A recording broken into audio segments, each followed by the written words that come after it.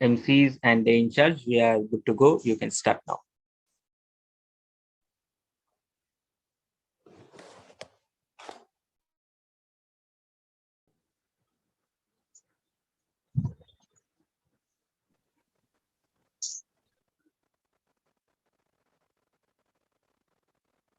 Again, good afternoon, everyone. You all are welcome to our National Youth Colloquium on the topic Think Globally, Act Locally. In the first half, we have astonishing and bewildering clips by Arup sir and Anamika ma'am. Elocution competition was also took place. Further, we have more surprising and astonishing sessions there. I welcome the chief guests, Antonio ma'am, Tamatya ma'am, Fiona ma'am, and Candela ma'am. Firstly, I must talk about the general instructions for all. I request each and every participant in the colloquium to have an active participation. All are requested to maintain the proper decorum of the colloquium. Do not turn on your mics unnecessarily. If you want to speak, firstly raise your hands and then unmute yourself and start speaking. All are requested to turn on their videos so that we have a lovely memories. Now I would like to hand over the mics to the MCs. Thank you so much. Hello and good afternoon, forum. Good to see you all again. Oh my goodness, those pretty faces with a beautiful smile just giving me such a good vibes. Well, this is Anup Roy and I'm the host and MC of the day. Moving ahead with the program, well, the World Association of Girl Guides and Girl Scouts WACS is a global association supporting the female-oriented and female-only guiding and scouting organization in 152 countries around the globe. With us, we have 4 newly appointed World Board members, Fiona Bradley, Antonio Webb, Sametya Fernando, and Candela. Now, I would like to call upon the 3 amazing and dynamic rangers from BSG for the discussion. They are Ayantika Kundu, Co-Chairperson, National Youth Committee, Shimtilang, Ranger from Meghalaya, and also the Young Women Ambassador, and lastly, Nikita Sharma, Chairperson of Himachal Pradesh. Over to you, Ayantika. Thank you so much, Anu, for giving this warm welcome. And on behalf of the entire National Youth Committee and the Bharat Scouts and Guides, I heartily welcome all the World Board members we are having with us. Thank you for giving us your valuable time and being among here with us. So today we will be, I want to say that we all of us know that the 37th World Conference was held virtually from 27th to 31st July, and we have the new 4 World Board members, and we are also very lucky to have the Vice Chair of World Board, Ms. Candela, with us today. So it is our privilege that we are getting a chance to interact with them directly, to know what are their views and missions they want to see in this beautiful girl-led movement. So once again, hearty welcome to all of you. So right now we will be starting the interviews. We have the rangers ready with us and we have the World Board members here with us. So to start, I would like to invite Ms. Fiona Bradley, the World Board member of WACS. Welcome.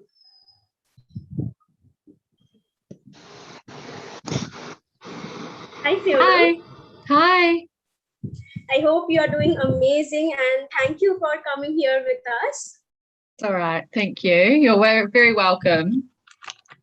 Great. So before we start, I start all my questions that I have so much. I'm so excited to hear from you. I would like you to introduce yourself and tell us what, how amazing your journey here of you was reaching the World Board. Hi, everyone. So my name's Fiona Bradley and I'm from New Zealand. So in New Zealand, to say hello, we say kia ora. So kia ora from New Zealand, everyone. I'm probably going to share a little bit in some of the other questions, so I won't say too much now, but a couple of highlights that I'll share from my journey to becoming a World Board member. I would say that I've had a variety of leadership positions, both within New Zealand and within WAGs. And I've tried to take on different roles and be responsible for different pieces of work that has helped me to develop a diverse skill set. And I have also had a lot of experience in governance, from local committees in my community to being on the National Board for Girl Guiding New Zealand, and also being the Vice Chair and Chair of the WAG's Governance Committee. Just previously, prior to becoming elected to the World Board recently. And outside of guiding as well, I've also tried to develop my skills further. So my profession is as a pharmacist. And I've always thought, you know, being a pharmacist, what do I have to bring to governance spaces? You know, I always thought this was just spaces for accountants and lawyers and teachers. And what does having a pharmacist, what can I bring as a pharmacist? But you know, it does bring different skills and different thinking, particularly around critical thinking. And also I had the opportunity to serve as a young person, as a young pharmacist, on my professional body's board here in New Zealand. So the board that looks after all the pharmacists in New Zealand. So these experiences have really helped me to bring a diverse range of skills to the work of the World Board. That's absolutely amazing, and the way your experience speaks that you should be, you're the right person to be on the World Board. So now I will be starting with the first question, that is, what are the qualities required for being a World Board candidate or a regional board candidate? So what do you think, what are the qualities required? I think, like, you could ask this of all of us, and maybe you're going to, and you'll get different responses, right? Because we all bring different skills, and that's because there's diversity in our skills, and the qualities of candidates is required. But diversity alone, I don't think, is actually enough. I think that we need people who can undertake the role and who have the skills and abilities to do the role. So I think there are three key skills that if you're interested in governance and decision-making roles, then you need to work on developing these. And these three core skills are governance, leadership, and advocacy or influencing. And why do I say these three areas? Advocacy and influencing is important because you have to work collectively with your fellow board and committee members. So influencing skills help you to formulate ideas into pitches, to sell your ideas to others, and skills in negotiating and convincing others. And influencing skills also helps you to market services and resources to members within the organisation. So leadership, we can develop this in so many different ways as leaders, and there's so many different types of leaders, but in particular, being able to lead others, lead a committee or a piece of work is important. And governance. So being a trustee is a big responsibility. So try to gain some experience with how committees and boards operate, types of decisions they have to make and how they make them. So developing your governance skills. It doesn't have to be through Girl Guides and Girl Scouts. It can be through organisations in your community, school, sports clubs, work. You know, as I shared from a lot of my own experiences, you know, there's a range of ways that you can develop your skills. And actually all those spaces are looking for young people as well. So your voices can be heard in all kinds of spaces. There aren't that many positions on the World Board and the regional committees. So if you're interested in governance, try to get involved outside of guiding and scouting as well. And no matter what space you develop your skills in, I would say try to work on listening and also questioning. So listening and seeing what information is there, and then questioning how we got there, and are there any gaps to this information, or can we do this better? And I think those skills around listening and questioning are great assets to governance roles. So I got a couple more things to say. But I think it's important to remember that it's not just enough to be at the table. Think about what you want to achieve when you get there. What difference will you make by being there? And what impact will you have? And so this is where the skill set is important. You can bring those skills of advocacy, leadership, and governance, or you might bring a specific skill set, like around change management or an accountant. So in these ways, you can contribute and make a difference. And remember that these positions are a lot of work, so be prepared to put in the time and the effort. And if you're keen on this type of role, take the time to learn what these roles mean and what you can do in these spaces. Governance is really about oversight and big picture thinking. So it's important to understand the difference between governance and operations. Actually, maybe that's something we can dive into another day.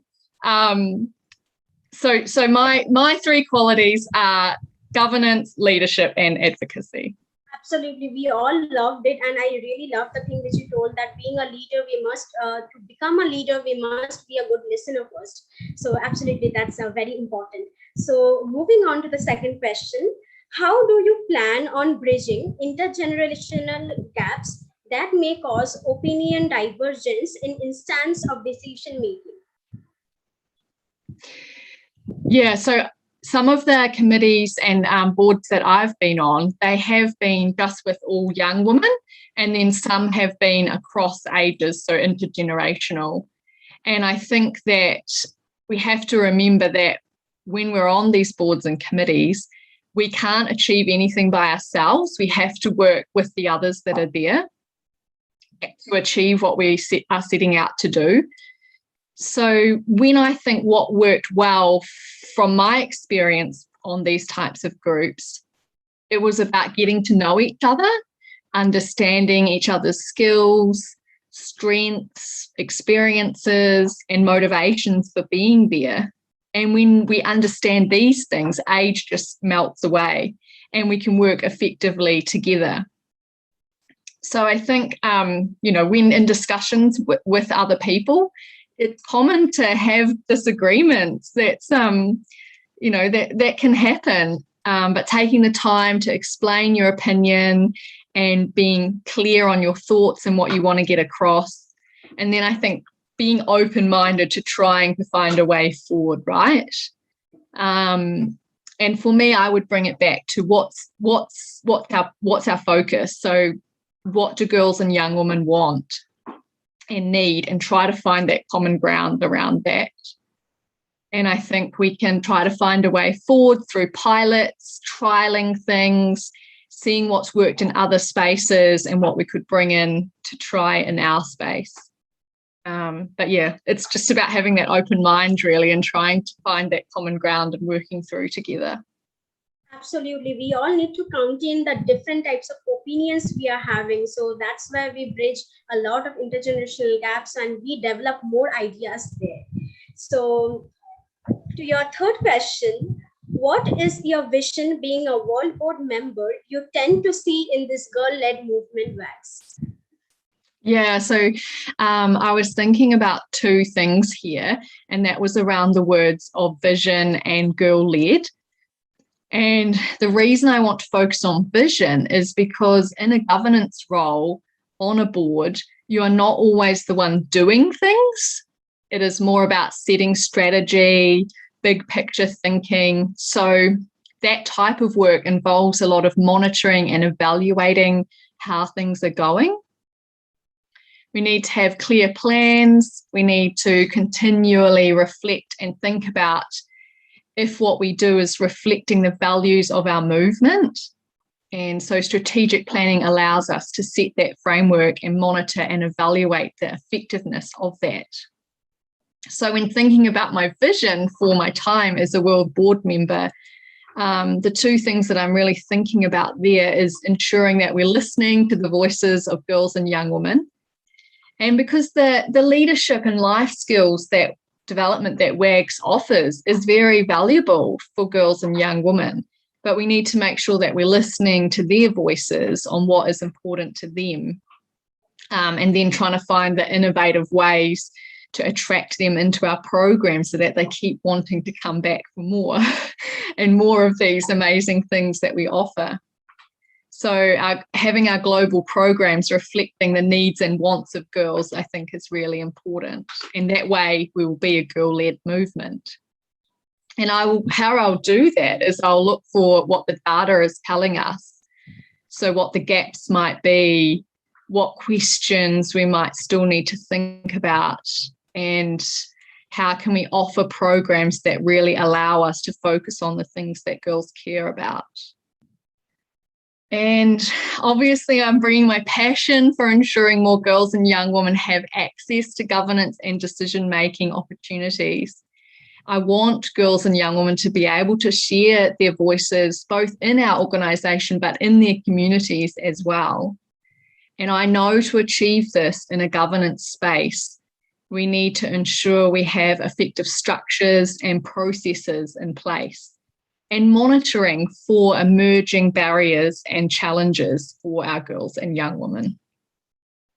Great. So we are extremely inspired by your vision and we are so looking forward to it. And we are so happy that we need women like you who is gonna, inspire more girls and young women to come in the decision-making positions and governance. So thank you so much. It was so amazing and lovely to hear from you. And thank you for joining us today. So now I would like to hand over this forum to Ms. Shimti, the ranger from Meghalaya State, to carry on with the next interview. Welcome, Shimti. Thank you so much, Hayantika. Now I'd like to welcome Ms. Antonio Yip in this webinar. Ms. Antonio, are you there? Yes, hello everybody. Hi. First of all, I welcome you to this webinar and I would like you to introduce yourself to everyone. So thank you very much for having me today. I'm Antonia Yip from the Hong Kong Girl Guides Association, and I'm currently the approved person of the World Board. Thank you so much, Antonio. So here is the first question for you. Can you briefly tell us your role of leadership in your member organization? And what do we understand by approved person of World Board? Okay, so in my member organization, I am the vice chair of the WAGS advocacy team. It is a team that serves as a bridge between WAGS initiative and the needs of our members. I find this position very meaningful as I got to know more about what WAGS offers, and based on the characteristics of our local context, we adapt the materials and disseminate them to our members. So for example, we are currently working on the translation and localization of the International Day of the Girl activity pack. So when we translate and localize, we often ask ourselves, what do our members care about the most? So this gives us a lot of meaning and also reward while we are working as a team. And as for your second question, as an approved person of the World Board, yes, to be honest, it is not a World Board member yet, but I believe that it is a crucial position and it also reflects our motto, be prepared. A World Board member may step down during her term because of some unpredictable circumstances. Then an approved person would have to step up and join the board. So it means that I need to be prepared all the time. In fact, an approved person will receive meeting documents. So in this case, I imagine that I will be spending a substantial amount of time understanding what is going on in the board, so that I am ready to pick up the work seamlessly when needed.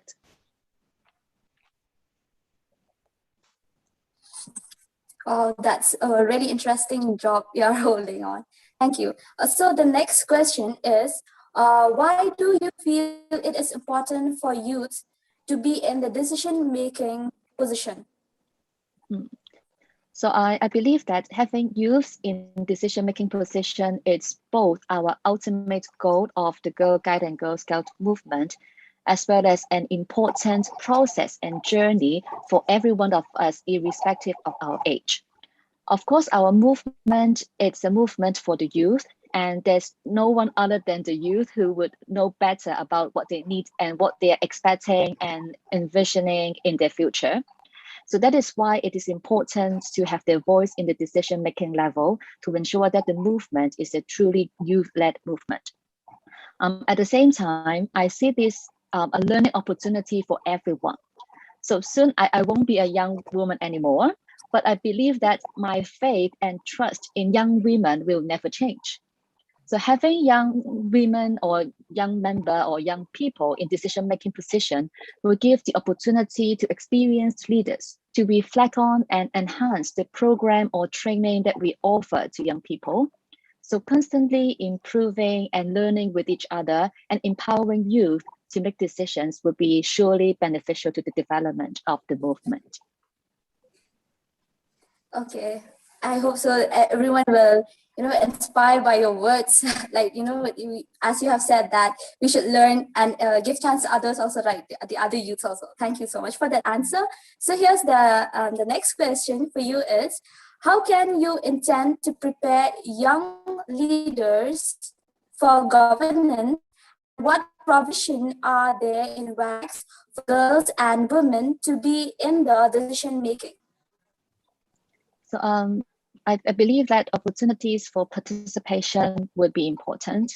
And I think the first step is to engage young leaders in having a taste of governance experience, especially in some cultures that young leaders in governance have not yet been a common practice. So I would say I had an amazing experience participating in the WACS World Conference in July, discussing motions with the young leaders from my member organization. So we discussed how each motion make an impact on our own MO, other MOs, and the government as a whole. So I believe that this is a crucial step to preparing young leaders in governance. And I would say decision making comes in different levels. Of course, the first thing that you may all aware of is the youth engagement and leadership opportunities offered on the World Board and Regional Committee level as the two motions passed during the World Conference. But at the same time, I would say making an informed decision relies heavily on data and evidence that we collect. So I would also encourage young members to take part in the data collection process. For example, by participating in youth reports to make sure that our opinions and voices are heard. Okay, so thank you so much for that answer too. So the last question is, as a young woman, what are the issues that you feel are relevant in participation in governance, and how can it be solved? So I would say, instead of saying an issue, I would treat it as a challenge as well as an opportunity when it comes to young women participation in governance. Because I think it is important to understand and make the best out of intergenerational leadership, as what Fiona just mentioned. So I would agree that we have to find the common ground with all members on the same board or in the same position in governance. So as young women, I would say we need to be humble as well as be bold. So it would be helpful to actively listen to other experienced members and reflect on what we have heard. At the same time, as vibrant young women, we can also be critical and creative in making suggestions and bringing about changes. So I think, so that's why I think the very first step is to try your very best to be part of it, and then to practice your leadership mindsets and make the best out of the experience. Okay, so thank you so much for your answers. I think everyone now will, will learn more and will try to improve in whatever field they are. Thank you so much, Antonio. Now I'd like to hand over to Nikita for to interview the next speaker. Over to you, Nikita. Thank you so much, Shimpi. So next we have with us Ms. Chamatya Fernando. So we all are very glad to welcome you here with us in the webinar of National Youth Colloquium organized by the Bharat Scouts and Guide India.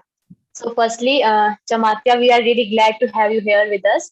So before starting these exciting questions, like before I interview you, I would like that you will introduce yourself so that these young people get to know more about you. Please, Chamatya. Over to you. Hi, everyone. I'm Chamatya Fernando. I'm from Sri Lanka. So basically your neighbor. And I'm super glad to be here joining you all, well, on the International Youth Day. So happy International Youth Day to everyone. And irrespective of the age, you can be celebrating this day.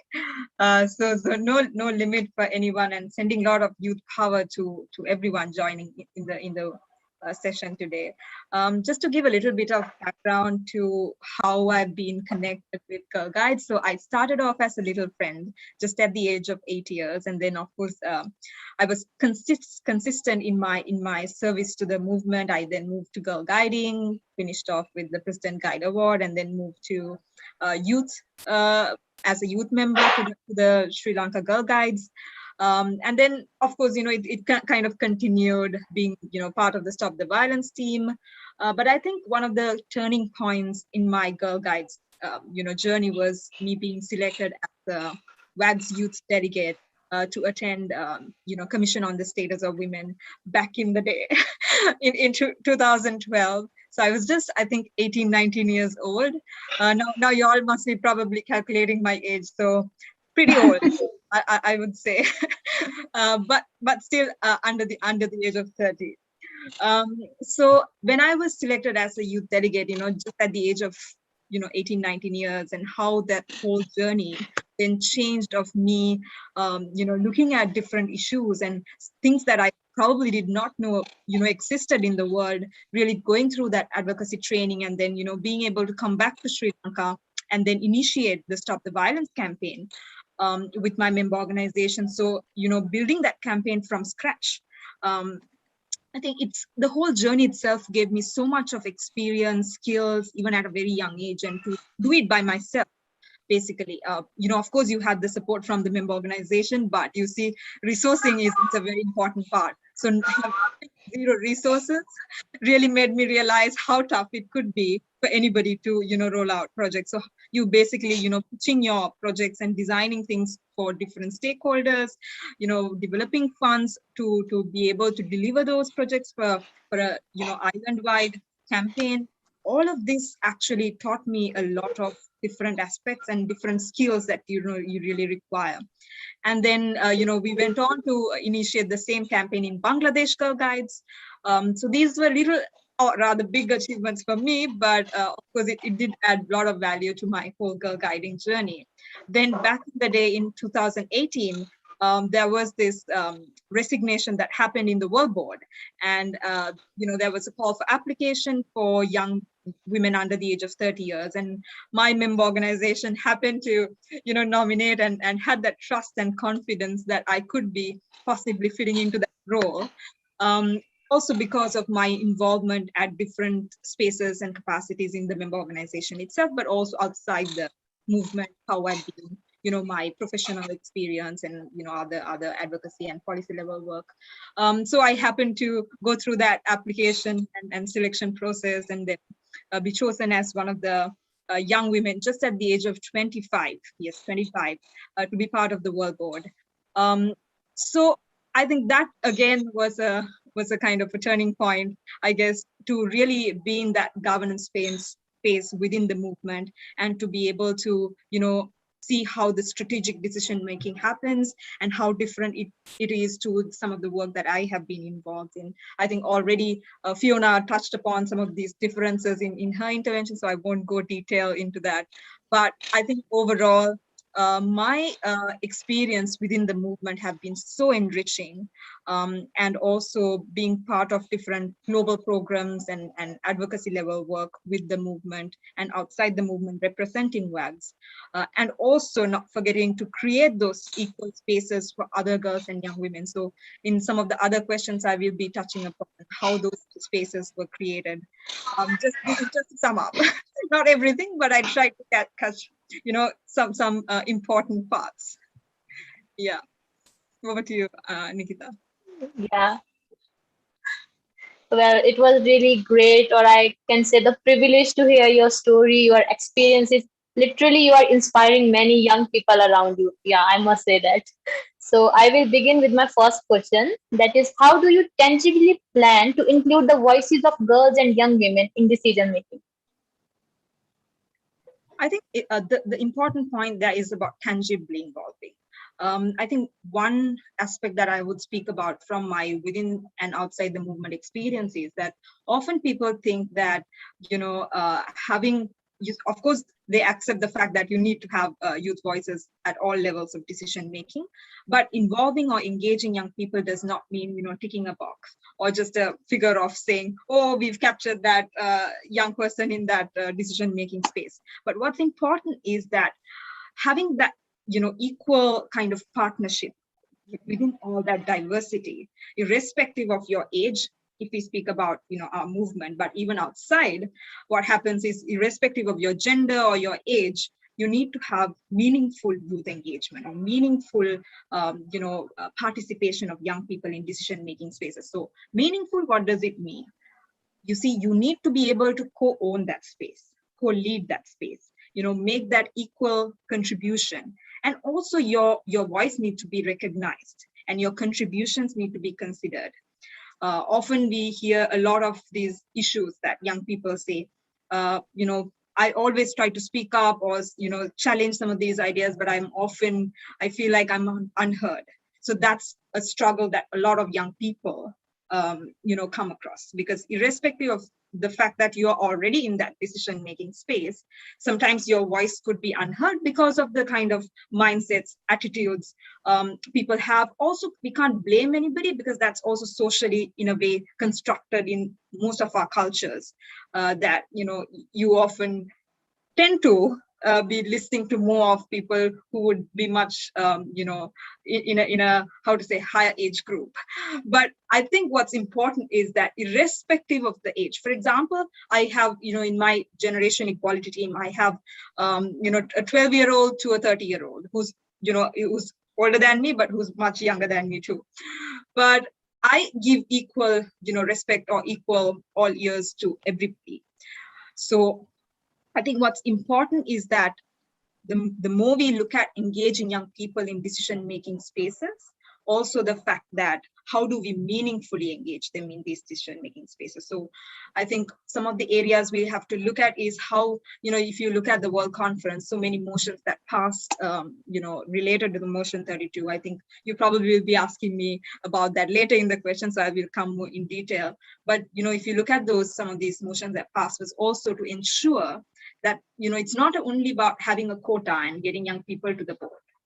It's about how do we prepare them, but also the others to be able to have that participation. So if you look at one of the motions, it's about having this training for existing and upcoming, newly entered members to have this, go through that meaningful youth engagement aspect. That is to be able to, how to be in that diverse space and have all ears for everyone, irrespective of that age factor. And the other aspect is about developing that non-formal educational curriculum or training or program that young people who are interested about governance and decision making can go through, to be able to understand what kind of capacity building, what kind of skills development that is required. So there are more aspects that I will go in detail, but I think all of these itself will ensure that we can have more improvement in our own performance indicators of looking at young people in not only at a global level of decision making, but also at regional level, but also at national and local level. And I think it also builds their experience and skills when they're involved at different levels of decision making. Yeah, very beautifully you answered this question. Even you have covered so many aspects that even if there will be slightest doubt, it is definitely clear. Thank you for the taking the question. So my next question is, as you are working amazingly in young leaders for governance, tell us briefly about the generation equality, which is the new outlook for young girls.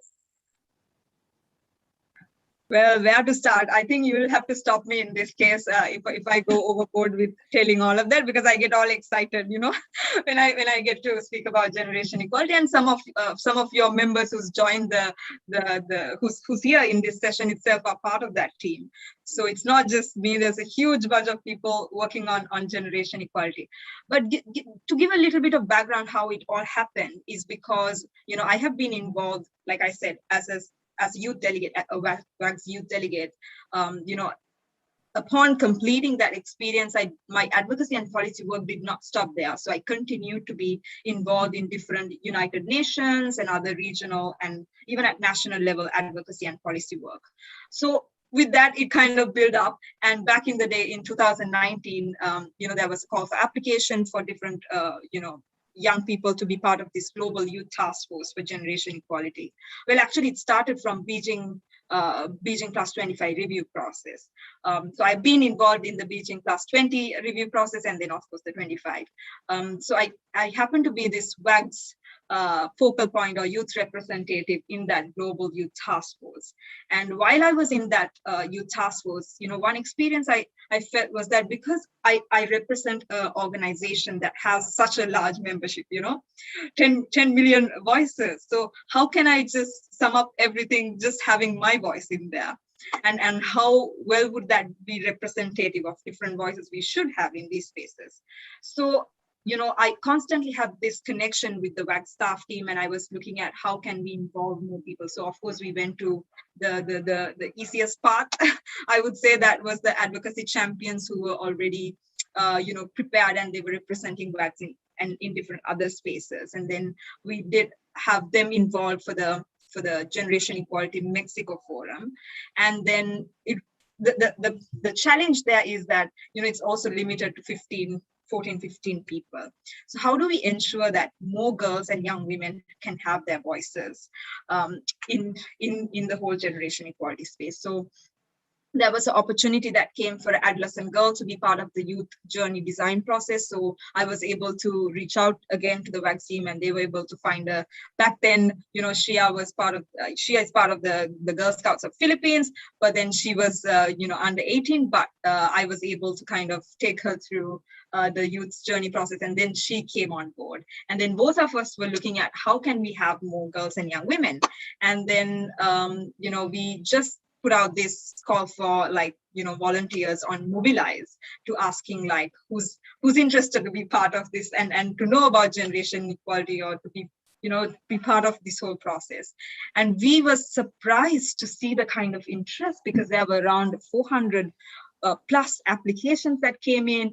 And then of course, the journey then from there onward started. But along the lines, I think one of the most important points I noticed was that the kind of interest and passion girls and young women have on these thematic areas. And sometimes you see the opportunities we get also is limited to, let's say, few people.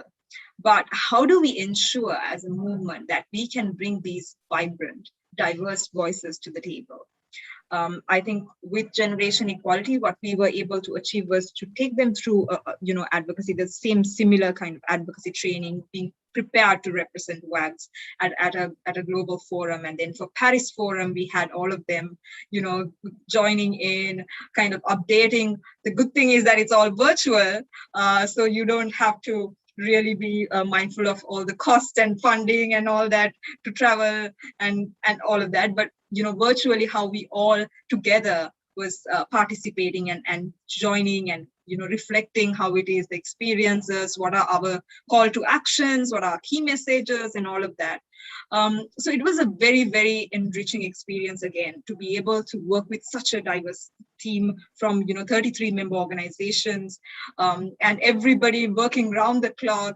And we had Argentina versus we had Philippines. So it was like everybody, from around the corners of the world joining, and, with the equal passion that they worked with. So I think I have been, in a way, blessed to see the kind of, skills, because I think even UN Women recognize some of the designs that were done by our members, who were just, just 15, 16 years old, but were equally, I think was attractive and seemed very professional. So I was very, very proud, to see that the team had that much of talent. And it also showed that it's not like something impossible. We can create that space, and we can ensure that they're ready and prepared to be representing and making sure that their voices are heard. You just need to kind of create that safe,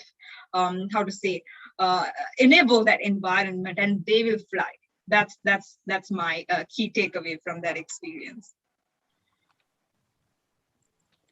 Wow, it was really like, I have also heard of generation equality, but the way you have just elaborated it one by one, that how it started and how it is going, it's like tremendous. So thankful that you have shared this experience with us. So my next question is, as you have been a part of Young Women Research Team for Motion 32, if I'm not wrong, so what is your opinion about the minimum participation of girls in administration and governance?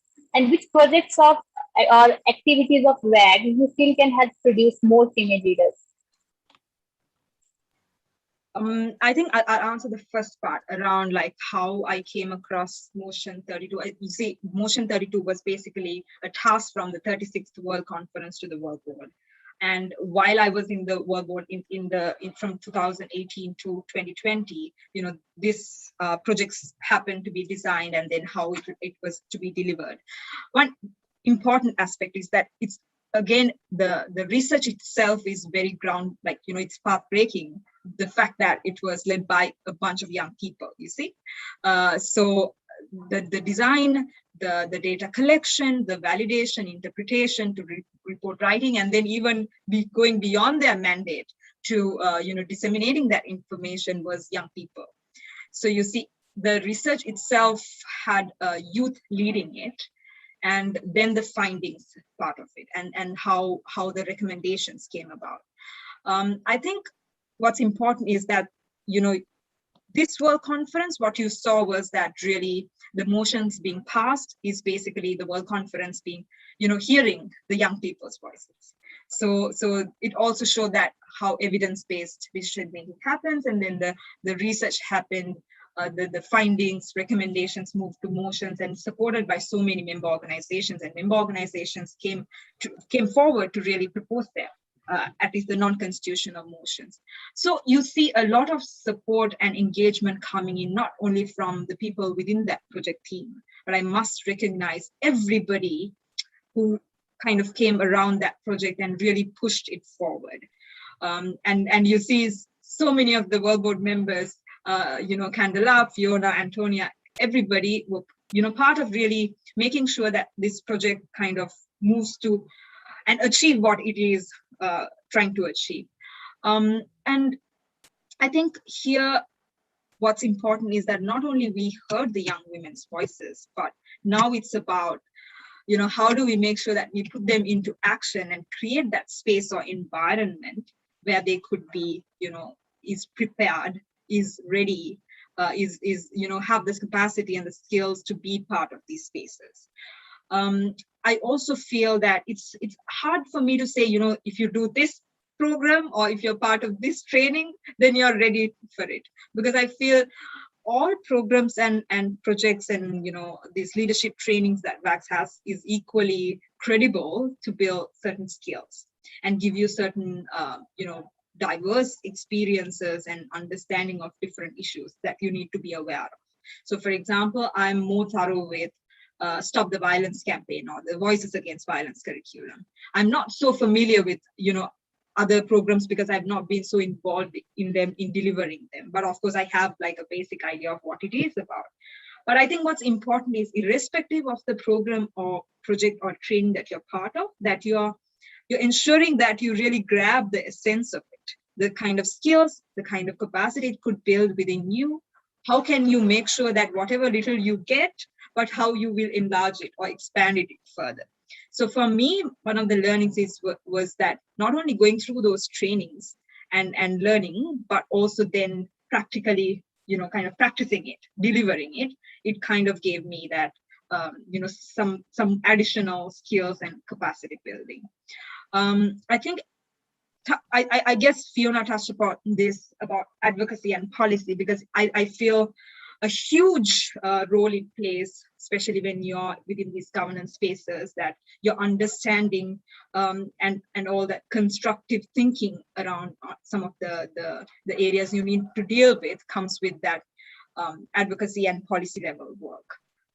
And I think especially policy reviewing and policy development definitely does add a lot of value as well, because you have to work with certain documents and policies and how well it needs to be understood. Another aspect is the financial, the fund, kind of management aspect. And I think that again is very, very critical. Not that everybody would be really, would come with that financial accountancy background, but you need to have some kind of understanding to be able to deal with budgets and financial management, and especially when you do long range planning for organization. So for me, I think it worked because my formal educational background and my professional background is from that area of business, profit making. And it's not to do with anything to do with gender or volunteering or anything, but I'm in the corporate sector. But I think my professional experiences and, that work also kind of helped me to have experiences and skills from like every aspect. So it kind of worked. But I'm not necessarily saying that you need to be expert on every angle, but having certain amount of understanding and skills would definitely add value when you have to perform in that role in whatever decision making space you are in. So I would say that,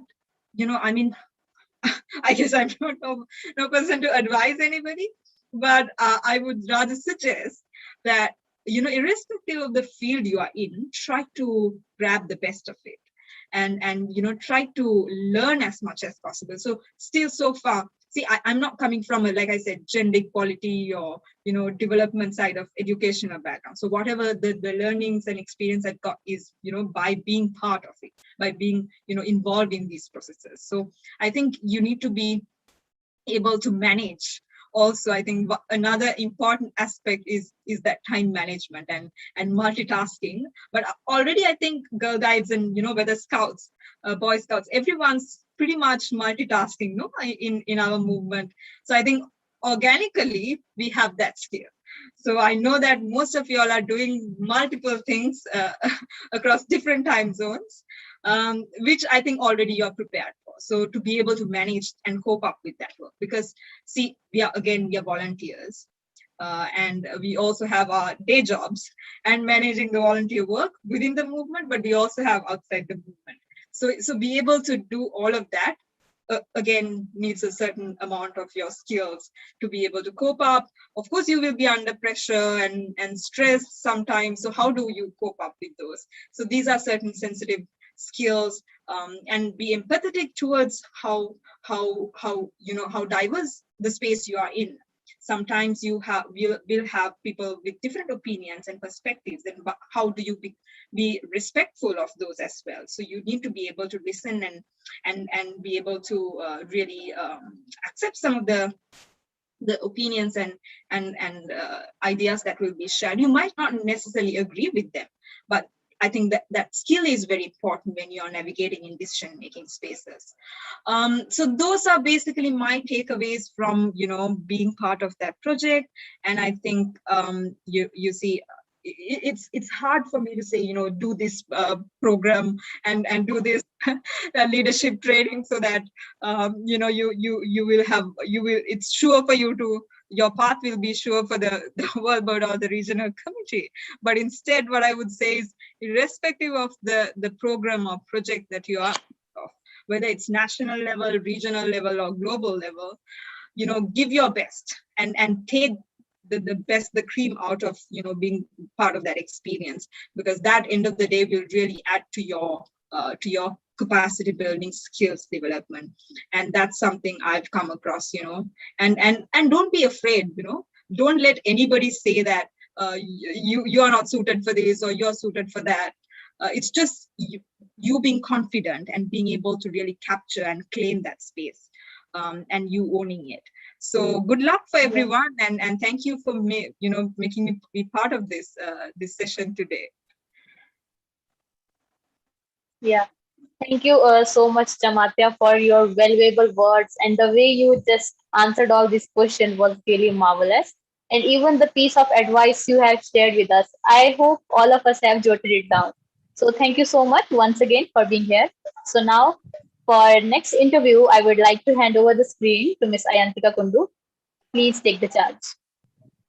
Thank you, Nikita. So I'm so happy to hear from all the World Board members, and now it's time to invite the most awaited, the Vice Chair of World Board of World Association of Girl Guides and Girl Scouts. Welcome, Candela. Hello, good morning, good afternoon. How are you? We are all doing perfect. So how are you? Fine. Thank you for the invitation. I'm very happy to be here, and happy for this invitation on this special day and on the International Youth Day. So happy day for everyone. I believe it's a very important day to celebrate, but as well to think and to have conversation like this to discuss about the issues and barriers we face as young. Great. So now we are so happy to hear you today with us. So we all know that at such a young age, you are the vice president of your member organization back from Argentina, and now you are inspiring us by becoming the vice chair of the World Board. So please tell us about your journey, how incredible it has been. We are so waiting to hear it. Thank you. One thing I believe, like a note, I consider that all the board members are crucial and are the same importance. So I like to talk about every team as a patrol. So I consider that we are all so important. Talking about my journey, well, I have been a girl guide for 24 years of my life. I started this journey in guiding because I was extremely shy and I had some issues to communicate with other people. And girl guiding gave me the tools to discover my potential in a very young age. During the past years, I have the chance to be part of many teams at national and as well at global level. And at the age of 26, I have the chance to be elected as Chief of Finance in the National Board on Asociación Guías Argentinas, the Argentinian Guides Association. And at 27, I was elected as Vice President, as the youngest Vice President in Argentina. And 3 years ago, I was asked to be World Board candidate for the World Conference that we thought it would be in Uganda at that time. I didn't expect that. And this is something that I think we need to work and to think about, that sometimes, and it's very common that we didn't expect something because we cannot see our real skills or our potential. So I was very lucky and without any expectation, and I found a mentor that became a friend then. She taught me about the challenges and allowed me to understand more about governance, but she also have a key role on showing me the skills and ability I have to face those challenges. So this is a very brief story of my journey to the World Board, and from a very young age, I have the chance to have progressive responsibility and develop my leadership since a very young age, and I think that was a very important part of my journey in guiding. Wow, that was really such an incredible journey. And so can you please inform our girls, like what are the decision-making positions that are, or what are the governance positions where the young women and the girls can be in WACS? It may be in the national boards or regional committees or world boards. So what are the provisions and what are the steps required so that the girls can get into them? Yes, I think we need to really encourage our members to be involved in these spaces, and many of the Chamatia and Fiona and Antonia said, I think it's also very important the intergenerational work on this to be able to communicate and to provide the tools that girls and young women already have. There are many opportunities and in all levels, but I think most of the important issue we need to face nowadays is in terms of communications, to allow girls and young women to understand and to know and to have the possibility to get the opportunities there already for them. I believe that many of the motions that passed in the last World Conference are asking us for do so, to more communication and to know more about the opportunities that young women have. And I think the national boards have a very important task on that, and as well the regional committees, and as well the world board. And I think even though Chamatia is the under age member of the world board, nowadays we have a very young world board, and this is a very strong message in terms of young leadership. Even though we need to spread the message, and we need to more girls and young women to be involved, I think that having a very young world board as we have now, it's a very critical and important thing to say that these opportunities are open and are allowed for other young members in all member organizations as well. Absolutely, that's so good to know. And absolutely, and our girls now are informed about the special vacancies which are there from the world board, regional committees and national boards. So as we celebrate the International Youth Day, and this WACS is a girl-led organization which inspires girls to come up. So on this beautiful occasion, what is your message for all the girls so that they come up as the change makers and inspire more other girls to come up and be the future leaders? Yes, I believe that in guiding, sometimes we talk about skills and many other things, but I truly believe that we are all leaders, and we are a movement for girls and young women, and our progressive method and our not educational method is a very powerful tool to empower each other to be everything we want. I think this is the most valuable thing that I learned from guiding, because when I was a child,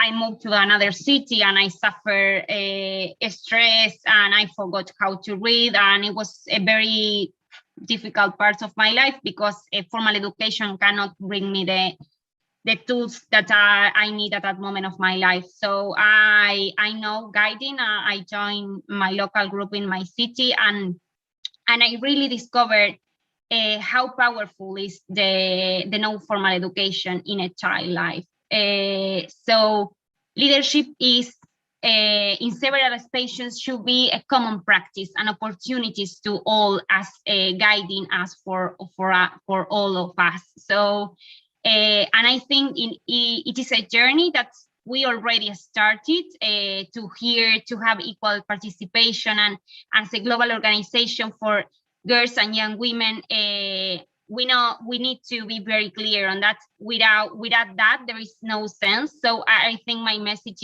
is around that, then to be always to be very clear that we are a global organization for girls and young women, and these are our priorities. And if we need to move forward in build a better world, and we should always attend the needs for girls and young women. And as young, because I consider a young person, even though that probably I'm not, I think that we always need to be aware of that and encourage and engage us in many opportunities that we have, because it's very important to our voice to be on the table, and have this voice allows us to develop many skills and many abilities, to have the opportunity to understand our governance, to have the chance to talk on behalf of the girls and young women that are in WACS at that moment. And I consider that this particular context we are facing due to COVID-19 has to all be involved, to be actively working in terms of achieve more girls and young women, and to all to have a very good experience in guiding, because we need to achieve more girls, and the impact of COVID-19 will remain in a short and medium and long terms in our organizations, but in different scales and scopes. So I think we need to be everyone on board, and we need to really consider and think that our impact is so valuable and important in this moment. That's a wonderful message. So thank you so much. As you can see, the chat box, it's just getting filled with thank you messages. They are so inspired to hear from all the 4 World Board members here with us, and your journey is really incredible, I believe. So thank you once again. So now it's an open call to all the young girls, boys, the rovers and rangers who are there with us. If you guys have any question you want to ask, you are free to use the chat box or raise your hands. We can take up your questions.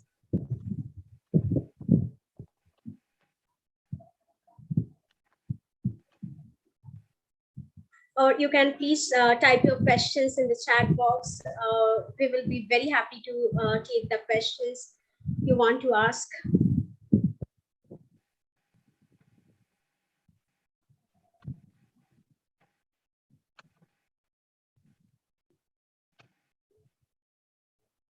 So yes, I think we have covered all the aspects from all our things. Oh, okay, I see a hand raised from Mr. Love Negi from Northern Region. Please unmute yourself. Okay. Hello everyone. And my question is for you, ma'am Candela.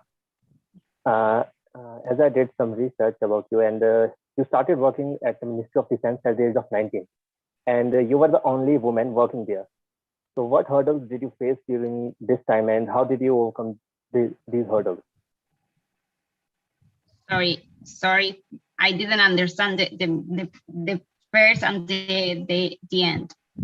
Okay, so I am just telling that what Mr. Love has said. So he's very inspired by your journey. So he wants to know what are the hurdles you have faced during your journey and how did you overcome it?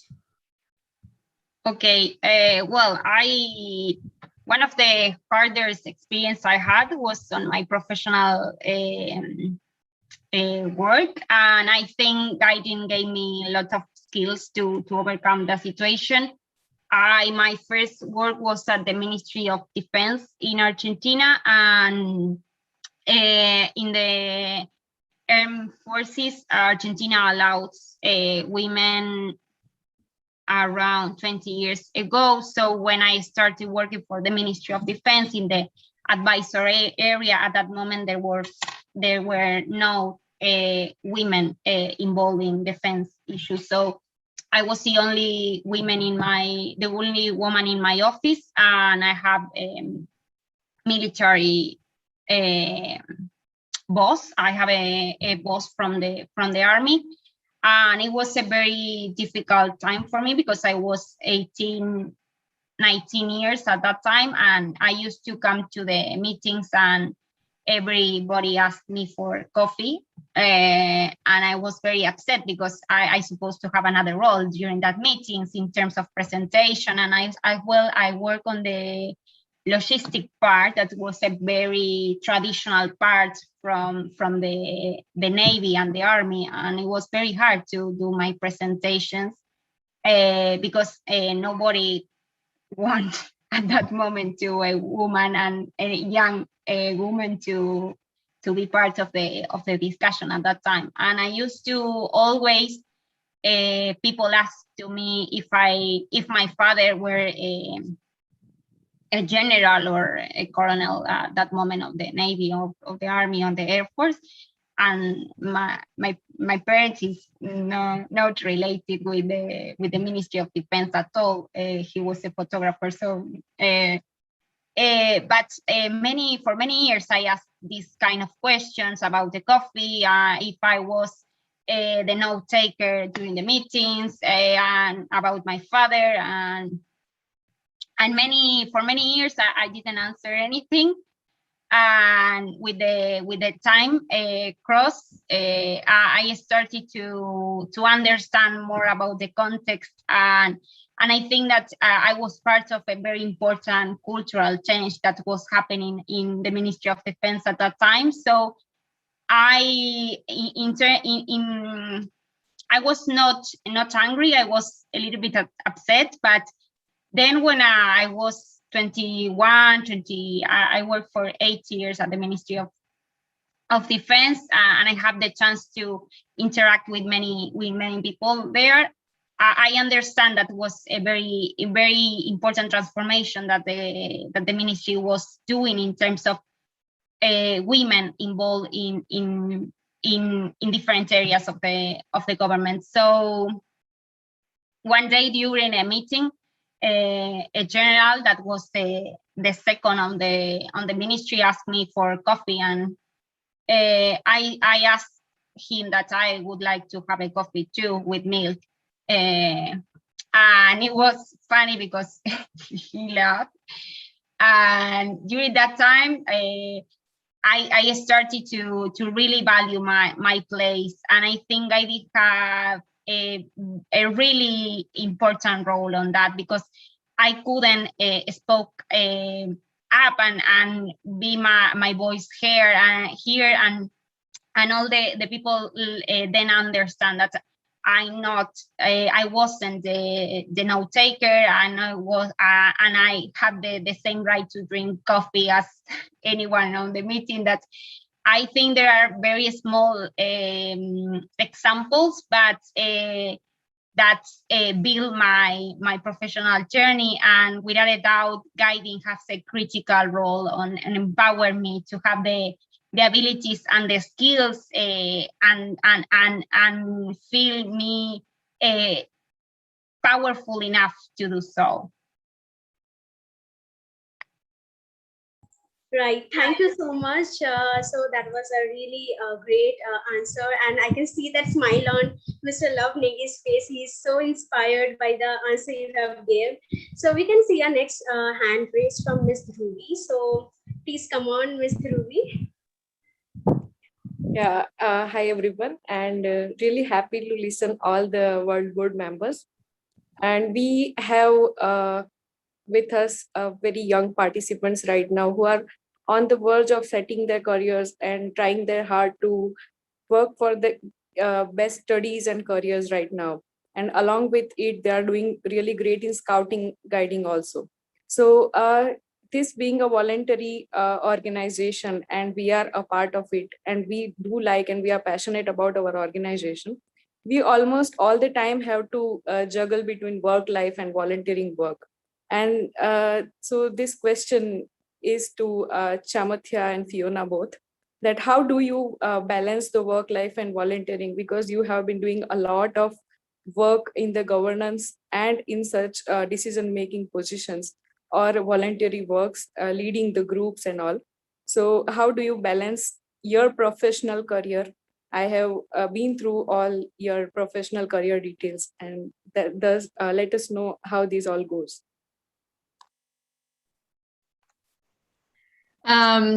So it's Fiona here.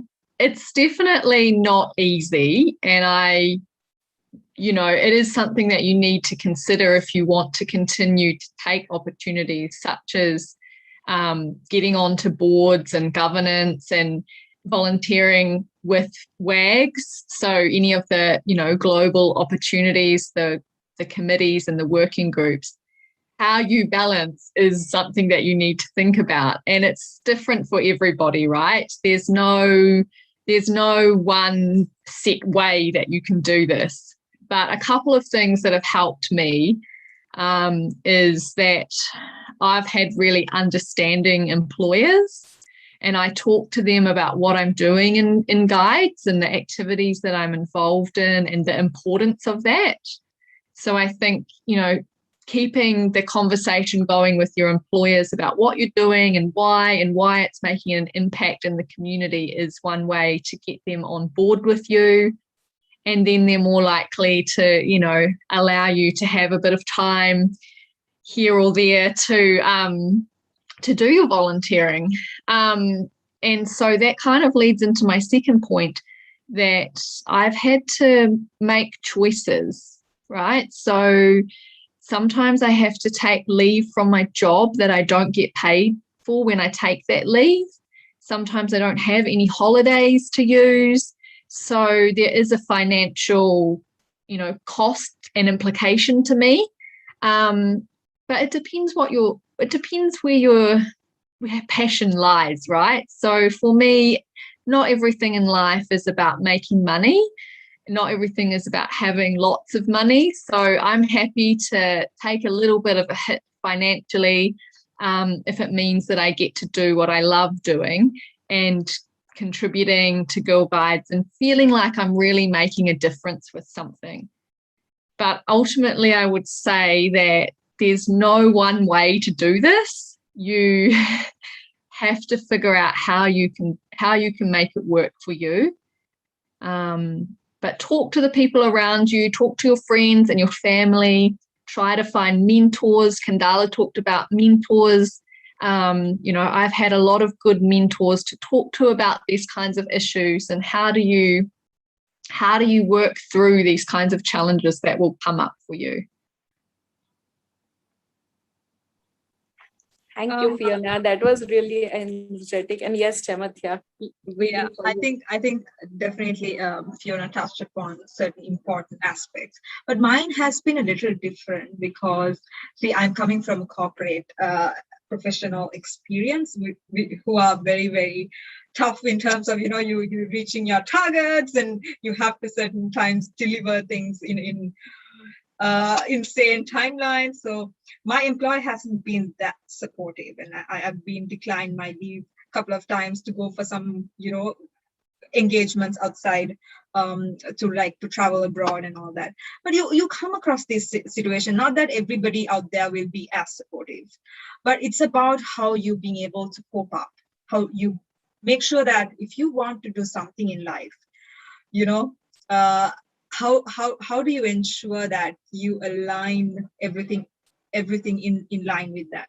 So for me, when I have to meet those deadlines and timelines and project targets and everything at work, I make sure that I do achieve them, but I also make sure that whatever that I'm doing as a volunteer, whether it's within the movement or outside the movement, I also give equal professionalism and commitment. So in such cases, I've come across that I was working round the clock. So most of y'all who have probably worked with me would have seen me messaging at different time zones and wondering, like, what is she even taking, at least some kind of sleep? And this is often a question that has come to me, like, do you sleep at all? But I think I'm not again promoting this kind of work methodology, because it's important you give, self-care as well. That's something I've learned across, being involved in so many spaces. But for me, I think being involved with what I'm really passionate about has given me that kind of, emotional satisfaction and gratification that, you're really doing something that's changing not only your life, but also so many other people's. And I think that really did motivate me to be able to cope up with everything, whether it's your studies. So while I was actually being part of like Stop the Violence campaign and delivering those projects, I was also doing 2 degrees in 2 different universities. So you see, juggling all that studying and exams and everything, assignments, and then of course, doing my girl guiding volunteering. But I was also part of, at the university, I was part of the road track club, the ISEC club. So I have been involved in so many volunteering things while, being in the university and studying, but even after studies, when I started working, I continued the projects and work that I've been doing.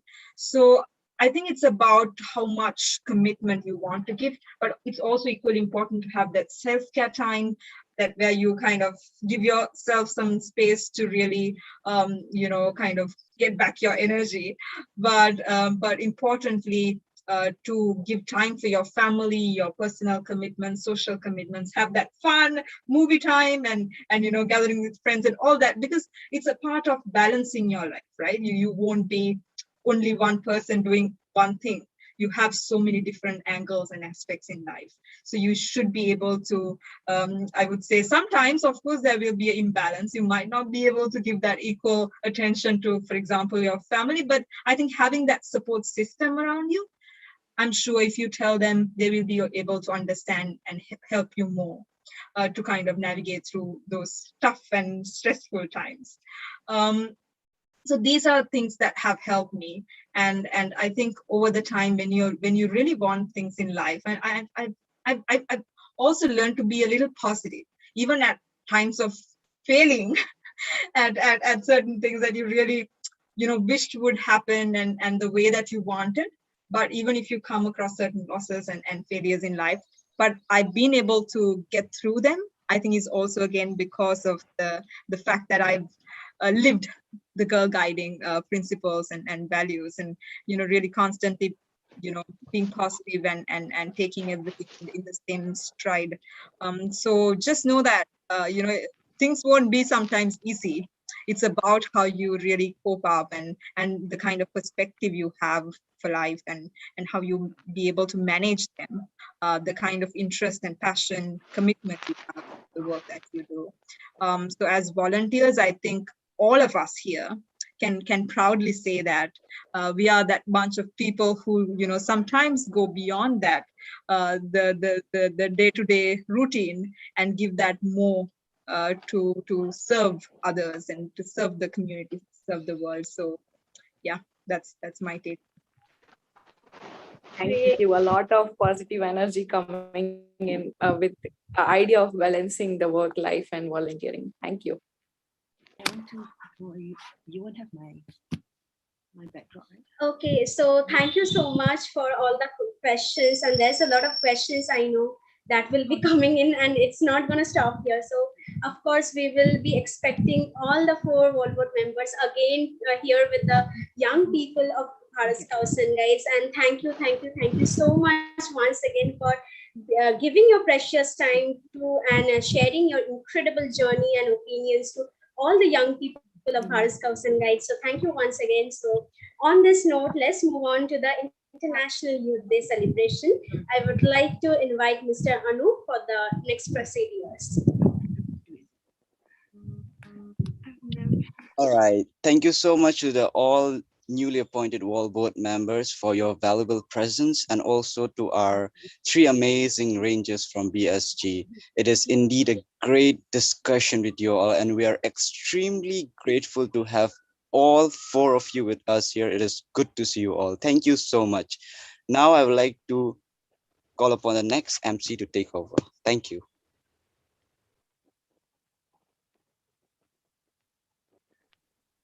You go to because I'm actually in the, you're actually in my screen.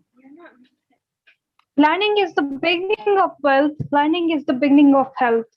Learning is the beginning of spirituality. Searching and learning is where the miracle process all begins. Hi everyone. Today I Ranger Ankita Bhatt with my co-host Ritika Sharma, Rajya Puraskar Ranger, 40 member, VAG, and Youth Committee member from Jammu and Kashmir. Hello Ankita. I hope everyone present here are good and sound. Happy to see you all I heartily welcome everyone for this National Youth Colloquium. With this, I wish one and all our attendees, guests, and our esteemed a very good afternoon. Let's all stand up together to support and encourage our youth. To the heroes of tomorrow, to the energies that will define the future. Wishing you a very warm and happy International Youth Day 2021. अब मैं दिल की गहराइयों से यहाँ उपस्थित मेहमानों, अतिथिगणों एवं भारत स्काउट्स एंड गाइड परिवार एवं पार्टिसिपेंट्स का स्वागत करती हूँ. A very warm welcome to all. अब मैं आप सभी से अनुरोध करूंगी कि आप सभी जनरल सल्यूट एवं प्रार्थना के लिए अपने स्थान पे खड़े हो जाएं. जनरल सल्यूट जैसे थे. BSG prayer begin.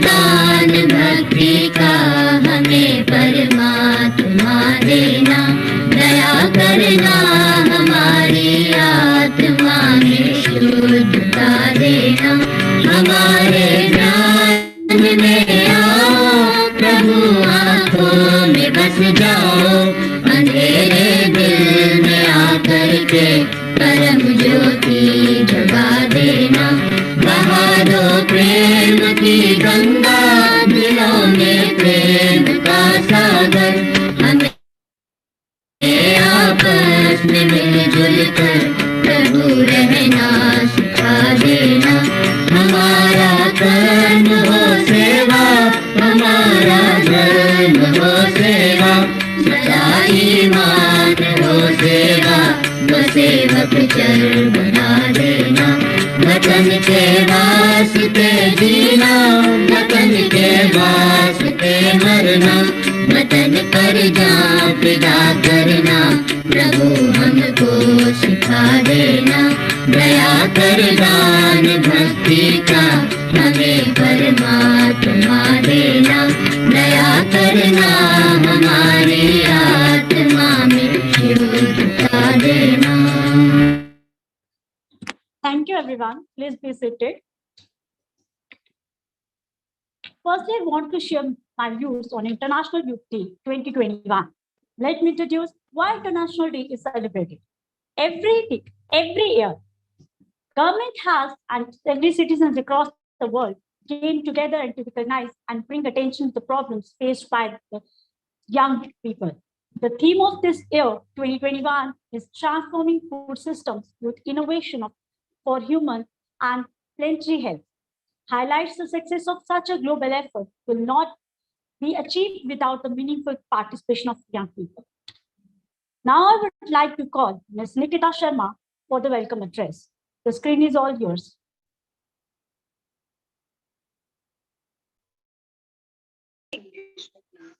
Thank you so much, Ritika. So, as we celebrate International Youth Day, this is Nikita Sharma, Chairperson State Youth Committee, Himachal Pradesh, to propose the welcome address. We all know we can't always build the future for our youths, but we can build our youths for the future. A very warm welcome to one and all present here. National Youth Colloquium on behalf of entire Bharat Scouts and Guides National Youth Committee. So it is my biggest privilege to welcome our most honorable chief guest, Ms. Champaka Emmeline Pahamin from the Asia Pacific Region Committee, World Association of Girl Guide and Girl Scout. It is most cherishing moment for the member of our organization. Welcome, ma'am. As our founder, Lord Baden-Powell put it, the sport in scouting is to find the good in every boy and develop it. We hope that this event will find the good in you and educate you to develop it.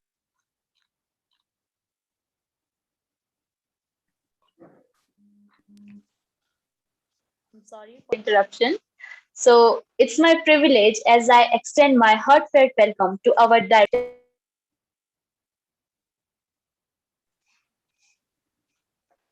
Mr. Rajkumar Kaushik, and Joint Director of Scout, Mr. Amarveer Shetty sir. Joint Director Guides, Darshana ma'am, and all the other honorable National Headquarter professionals. I welcome all the respected assistant directors and all these beautiful smiling rovers and rangers to celebrate the International Youth Day celebration. My sincerest most welcome to all the National Youth Committee members, IT team, and all dear viewers who are watching us from YouTube. It's again to everybody. Welcome, welcome, and welcome. Roll up your sleeves and pull up your socks. With all the excitement around the nation, let's begin. So that was all.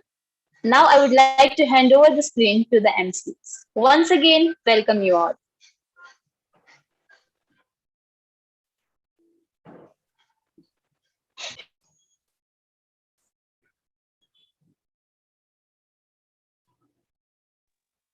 I would request the technical team to kindly let me switch on my camera.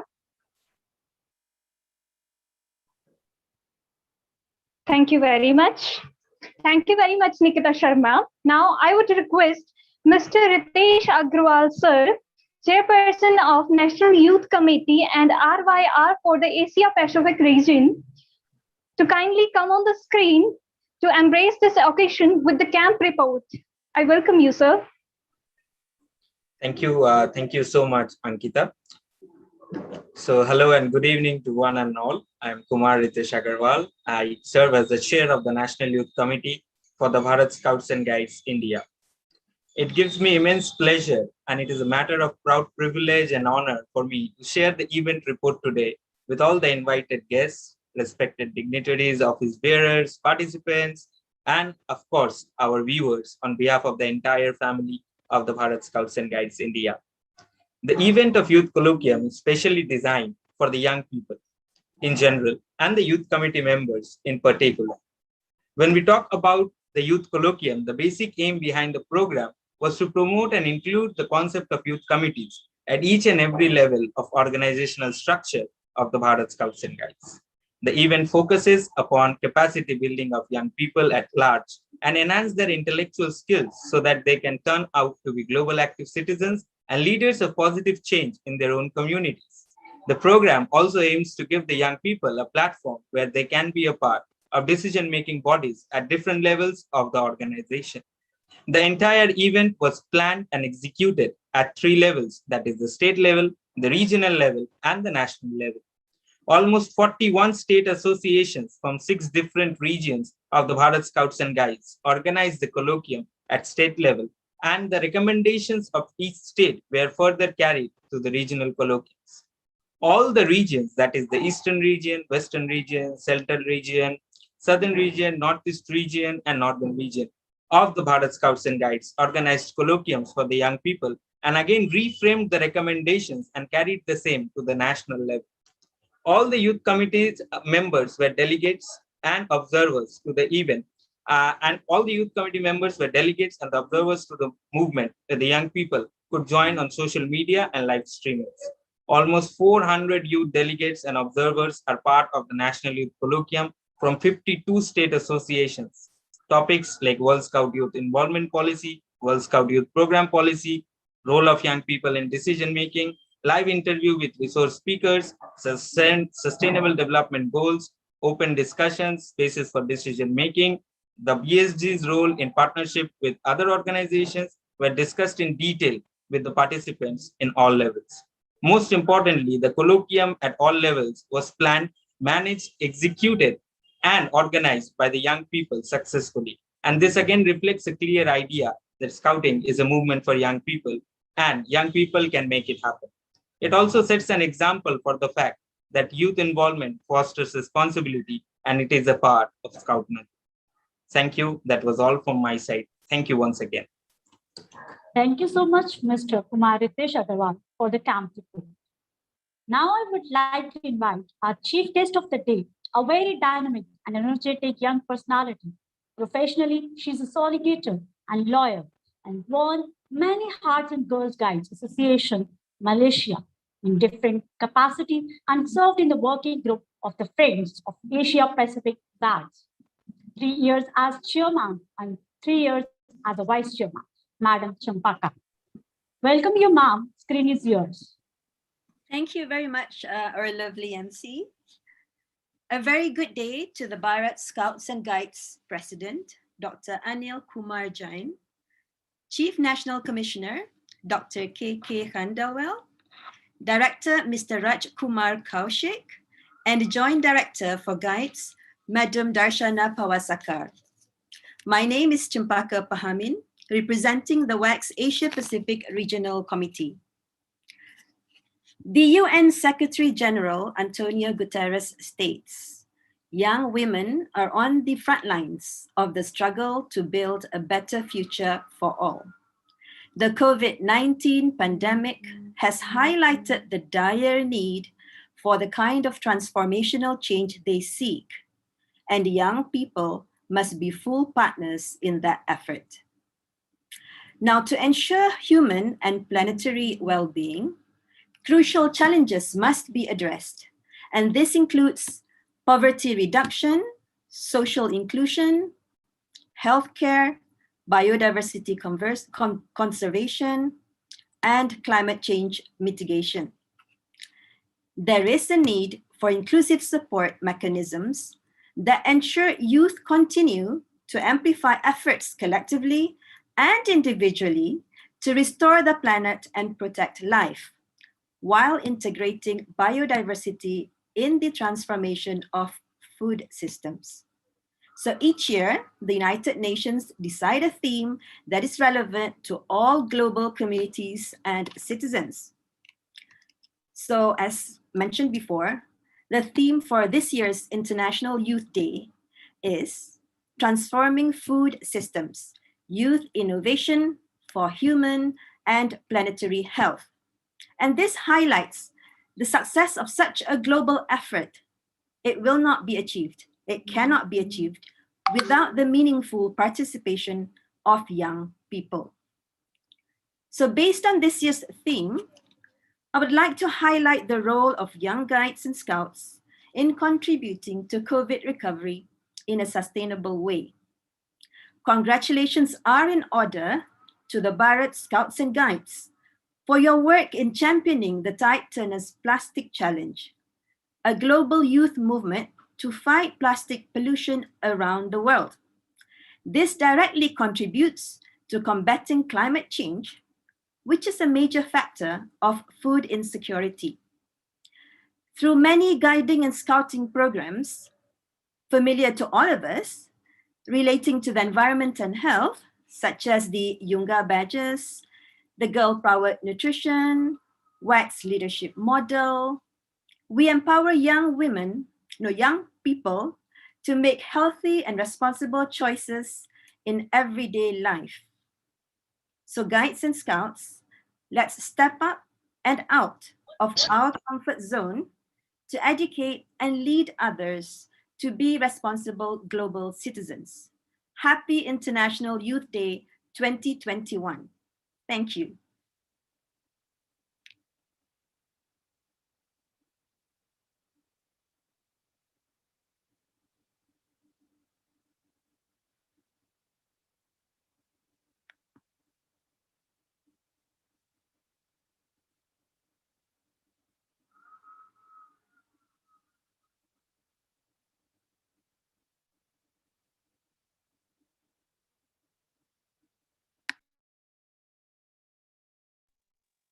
Thank you so much, ma'am.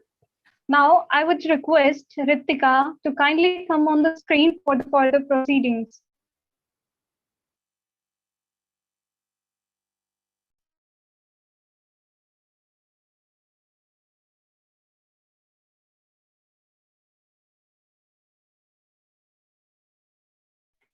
I think Ritika is not with us due to some technical issue. So I would like to request technical team to kindly play the cultural videos.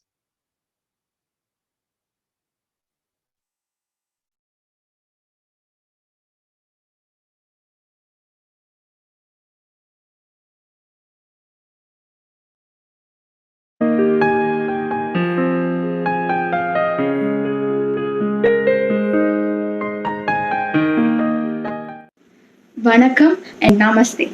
I am Akshay Nagarajan, a ranger from Maharishi district, southern region. India was home to various invasions from across the world, which has contributed greatly to our diverse culture. Around 19,500 languages are spoken, with the highest tribal population in the world. Tradition and heritage are found in abundance. India has one of the world's oldest and renowned civilization, Indus Valley Civilization, possesses advanced city planning, sanitation, various art forms including pottery, jewelry, dance, etc. These massive art forms from the past continues to inspire the present generation. The southern region homes 9 UNESCO World Heritage Sites, rich cultural traditional dates over to 2000 years like Sangam literature. Living with nature and worshipping them as God teaches us sustainable living, which is much needed now. Last but not the least, we need to embrace our rich yet different cultural forms. Today, we bring some of the cultural performances. Jai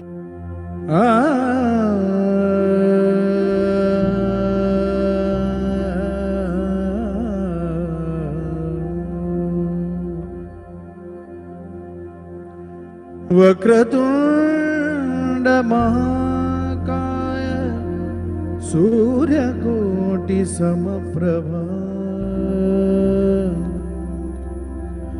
निर्विघ्नं कुरु मे देवा सर्वकार्येषु सर्वदा।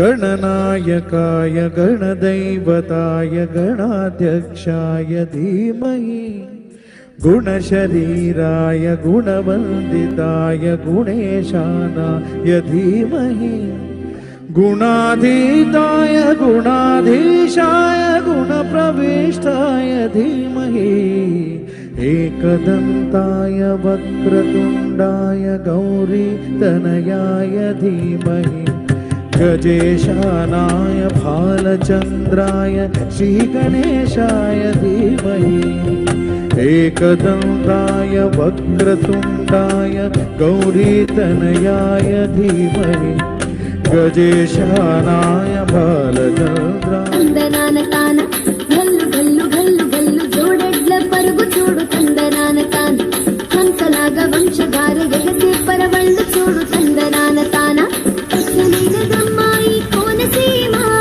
కొండపల్లి బొమ్మాల పల్లి భామ అసలైన దమ్మాయి కోనసీమ కొండపల్లి బొమ్మాల పల్లి భామ సోకు చూసి చిన్నబోయి చందమామ గల్లు గల్లు గల్లు గల్లు జోడెడ్ల పరుగు చూడు తందనాన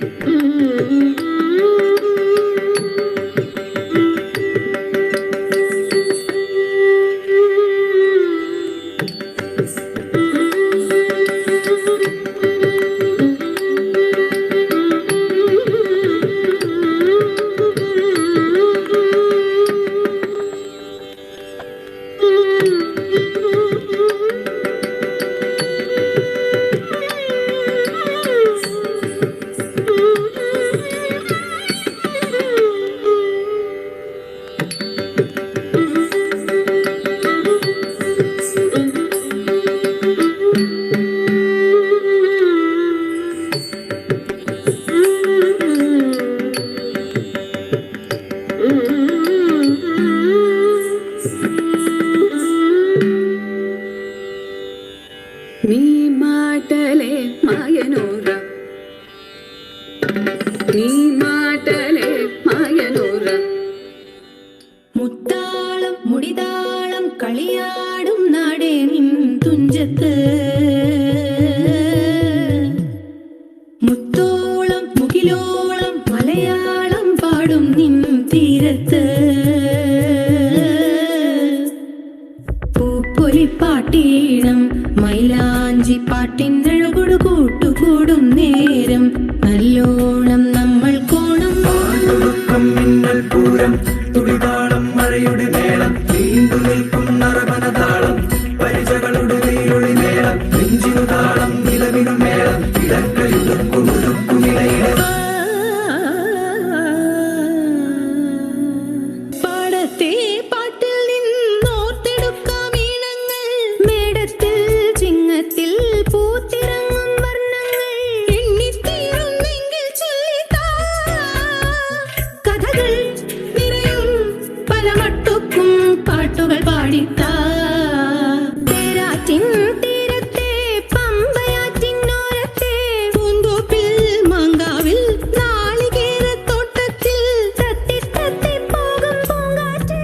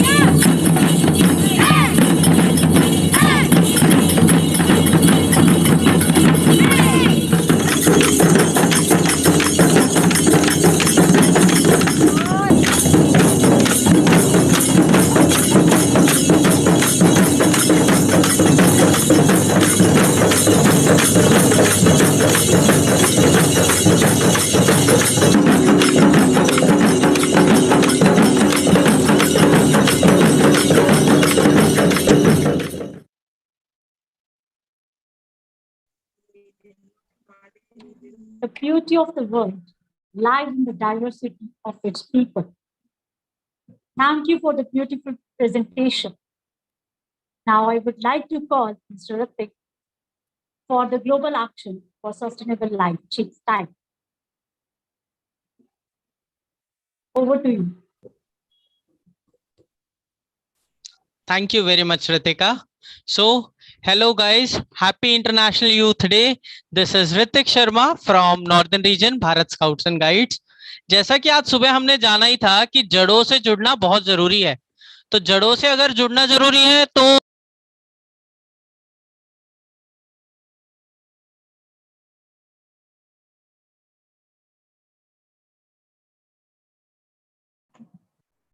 Ritik, unmute yourself. Ritik, you are muted. Am I audible now? Yeah. Oh, so sorry, technical glitch. Thank you very much, ma'am, for the support. So hello everyone, this is Ritik Sharma from Delhi State and Northern Region, Bharat Scouts and Guides. I am here to give a speech, actually some information on the theme of the colloquium. तो जैसा कि हमने सुबह जाना था कि हमें अपनी जड़ों से जुड़ना जरूरी है, तो अंग्रेजी माध्यम में तो हमने बहुत बात कर ली, अब थोड़ा वार्तालाप हिंदी माध्यम में करते हैं। तो सबसे पहला प्रश्न आता है कि ये सतत जीवन शैली है क्या? सतत जीवन शैली का अर्थ मेरे हिसाब से जो है वो ये है कि अपने जितने भी सहजीवी गण हैं उनका ध्यान रखना, अपने आसपास जितने लोग हैं उनका ध्यान रखना, उनका ख्याल रखना।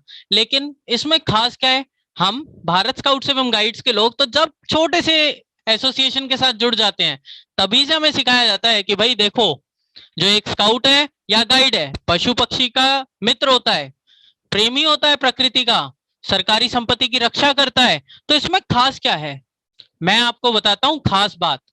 खास बात यह है कि हमारी इतनी कोशिशों के बावजूद भी हमारी पृथ्वी में बहुत खतरनाक बदलाव हो रहे हैं, जो कि हमारे लिए, हमारे साथी जितने भी सहजीवी हैं, पशु पक्षी, सबके लिए ये, और साथ ही साथ हमारे आगे आने वाली पीढ़ी के लिए भी ये बिल्कुल अच्छा नहीं है।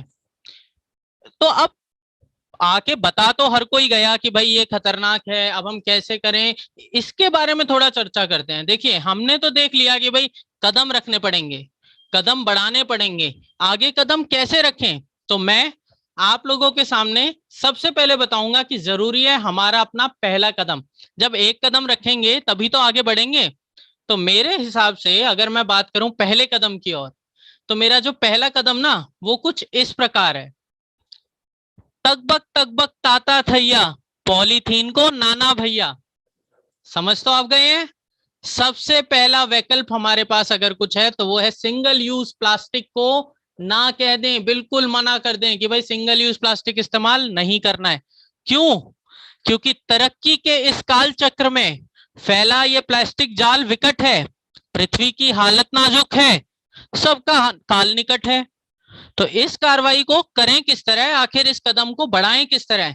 तो प्लास्टिक टाइट टर्नर चैलेंज हमारा सबसे बेहतरीन कदम होगा अगर हम उसकी तरफ जाएं और उसकी से आगे बढ़ें। प्लास्टिक टाइट टर्नर चैलेंज को एक्सेप्ट करें और उसके बाद उसमें चैंपियन लेवल तक कम से कम उसको पूरा करें। अब एक कदम तो हमने बढ़ा लिया, लेकिन क्या एक कदम बढ़ने से हम लोग आगे बढ़ गए क्या? नहीं, अगर हमें आगे बढ़ना है तो दूसरा कदम भी रखना पड़ेगा। तो मेरे हिसाब से अगर कुछ दूसरा कदम है तो वह है धरती पर हरियाली हो, जीवन में खुशहाली हो। जी हाँ, बिल्कुल सही समझे हैं आप लोग। इसका मतलब है कि हमें ज्यादा से ज्यादा पेड़ लगाने हैं। लेकिन क्या पेड़ लगाना सफिशिएंट है?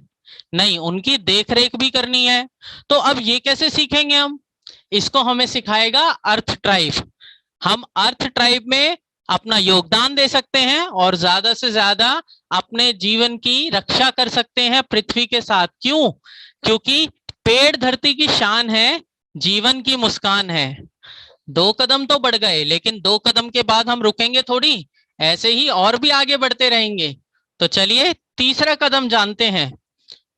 ऊर्जा बचाने का करो संकल्प, पृथ्वी को बचाने का यही है विकल्प। जी हाँ, अब जरूरत है ऊर्जा को बचाने की।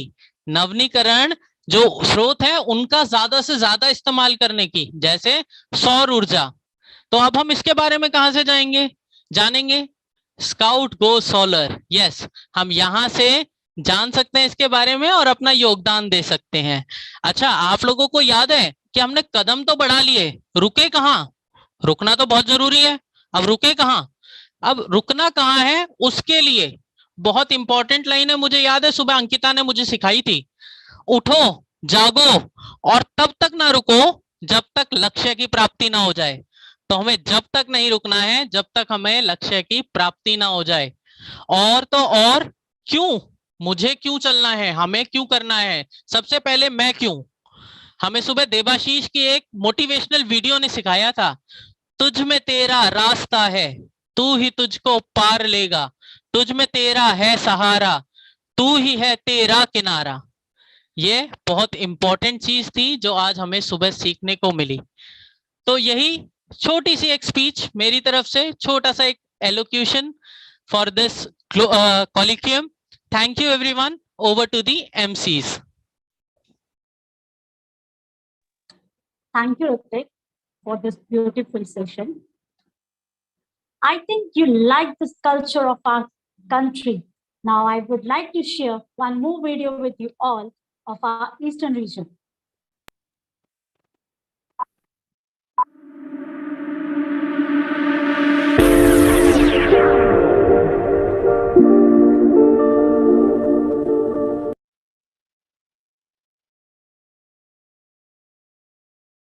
ತಕತರಿ ಕುಕುಂತನ ಕೀಟ ತಕಧೀಂ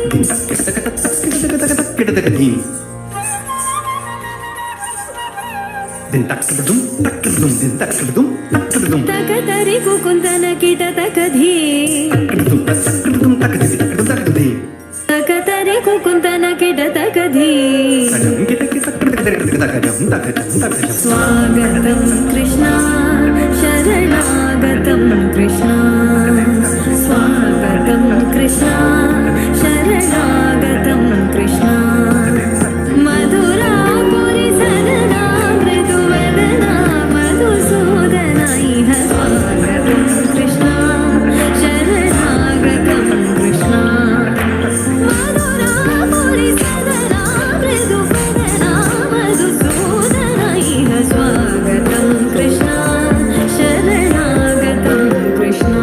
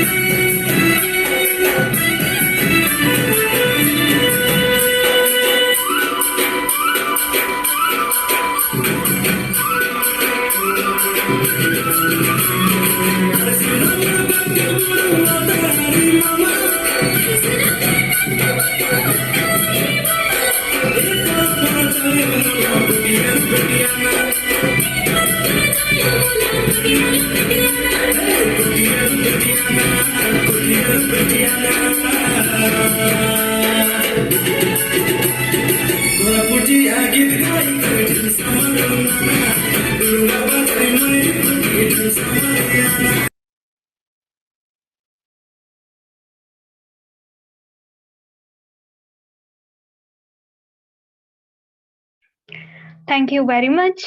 Now I would request one of our Thank you very much.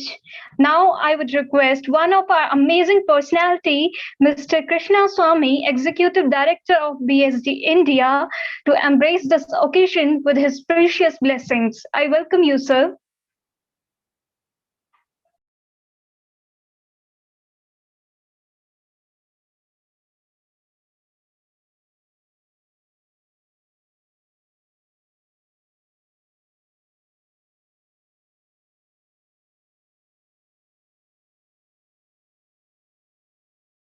I welcome you, sir. Ankita, I think sir is not available here, so you can call the next one. Okay, thank you, ma'am. Now, I would request one of our idealistic personality, Mrs. Darshana ma'am, Joint Director Guide, BSD India, to kindly come on the stage, on the screen, to embrace this occasion with their worthy words. I welcome you, ma'am.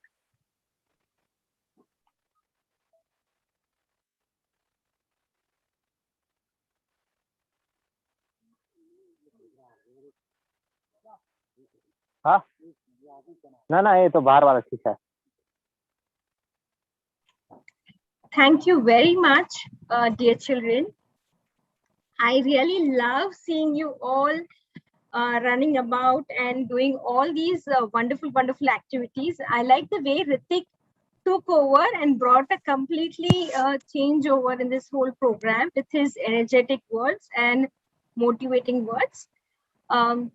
And I was going through the interview kind of coffee with all these World Board members. If you see in this World Board members, there is a difference which was there. I don't know whether you guys recognized or no, but while they were just members of their own country, own member organizations, they were only maybe just Chamatya or maybe just Antonia or only Fiona. But when they went through a very big churning process, a very big issue, a lot of questions were asked. Even we asked them a lot of questions. There were many questions that were asked even before the conference, before the elections took over. And after that, the whole game changed over. From just being Antonia or just being Chamatya, they have become Chamatya Madam. That's what we call, right? Antonia Madam, this is what you would be representing them later on whenever you speak or if you're communicating with them. So the whole game changed over, happened because they went through that process and they have come to a position. They have come to a decision-making position where whatever they say will be valued. It's very important. Each and everyone should go through that process to show what is their value. Just talking about it at wherever you are, it's not going to help. You saw a session yesterday on Motion 32, how this generation now is working to make a position for you, make a future for you, where it would be simply just going into that positions and doing justice to that positions is what we are creating a future for you ahead. We are already paving the path. It's only you guys have to make a decision, take a decision, and move forward in that direction. I'll tell you a story. There was one of the big yogis. Yogis, you know, those are the people who have learned and done a lot of research and things. So that yogi was walking in the Himalayas. We all proudly talk about our Himalayan mountains. He was walking in the Himalayas, and he saw one cocoon. A cocoon. Butterfly के पहले क्या होता है? तिल्ली बोलते हैं ना उसको. We call it as a caterpillar, right? वो caterpillar एक cocoon में चला जाता है. एक ऐसा coating he has got a coating over him for some time, dormant time. He stays inside. And that yogi, उन्होंने देखा कि that caterpillar was trying to struggle and come out of that cocoon. Cocoon से बाहर निकलने के लिए बहुत कोशिश कर रहा था. तो योगी ने सोचा maybe he's struggling too much, थोड़ा सा उसको help कर देते हैं. So what he did, he opened his cocoon and the caterpillar came out. But the process is, when the caterpillar comes out, the caterpillar, in the struggle of coming out of the cocoon, his beautiful wings come out. His beautiful wings come out of that exercise of coming out of the cocoon. But because that yogi helped him to open the cocoon, his beautiful wings were missing. And he did not have his beautiful wings to fly and boast about and go around and show the flowers his beautiful wings. So this is what happened with that butterfly. So if you find an easy way out in your life, you may not have your beautiful wings to show that yes, you have them. You may not have that pride and pleasure to show yes, you have gone through that process. At this youth colloquium, we have tried and given you that position to understand what are the various positions, what are the various aspects, what are the various ways how you can go ahead. As you see, we had around 500 more than that number of children who were there, who enrolled themselves for the participation into the National Youth Colloquium. But only 102 were given the position or the place to come and be a part of the National Youth Colloquium.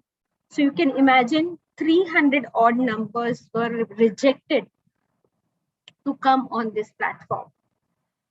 I really feel privileged that you guys are here. At the same time, it's also important that you take a decision, you take charge of your life. It's high time that you take charge of your life and move ahead. Here, go ahead. You must have also heard about Candela. Candela is the vice president of her association, vice president of Argentina Girl Guides Association. That is also a huge position. But if you see her, वो हमारे जैसे बूढ़ी दिखती है? नहीं ना? She's so young, she's so energetic. She can take that positions even at that young age. So why can't you or any of these 105 children, why can't you take it? Yes, we are making that position for you. We want you to come and grab that opportunity and give justice to your commitment is what is required from your children. With that note, I'm sure you must have heard a lot of things. I really thank all these speakers who were there from the World Board, who made themselves available for speaking to our children and giving their valued inputs, because everyone sees only the outermost part of how good it is. But there's a lot of struggle which goes behind, and that struggle is what brings them here.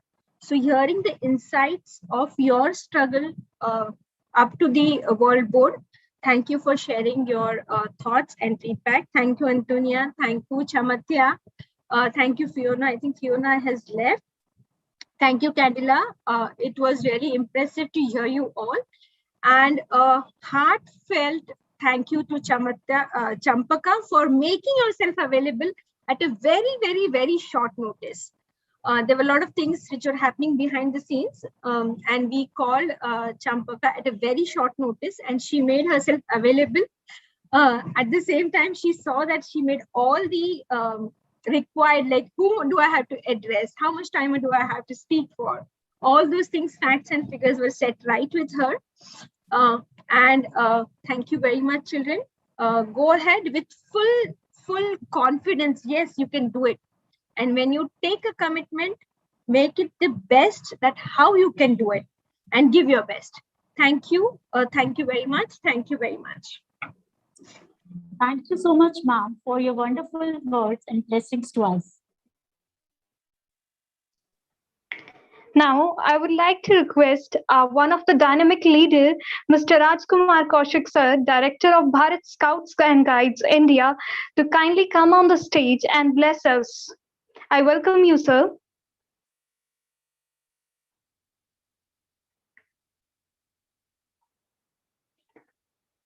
I welcome you, sir. Ankita, I think sir is not there because he's busy in some meeting with us. Okay.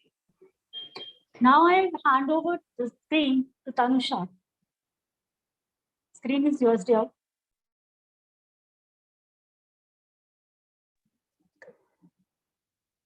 Before having the closing of the program, can we just have a look on the questions, queries, and the reviews by the participants in the chat box? If any participant is having any query related to anything, you can put in the chat box. Any reviews about the program, you can put there. Thank you very much, Tanusha. Now, I would request one of the dynamic leader, Mr. Krishna Swami, sir, Executive Director of Bharat Scouts and Guide India, to kindly embrace this occasion with their precious words. I welcome you, sir.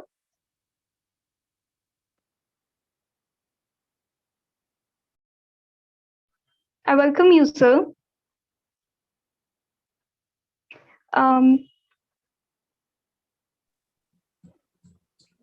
Now it's time to wrap up. So I request everyone to raise up for the national anthem.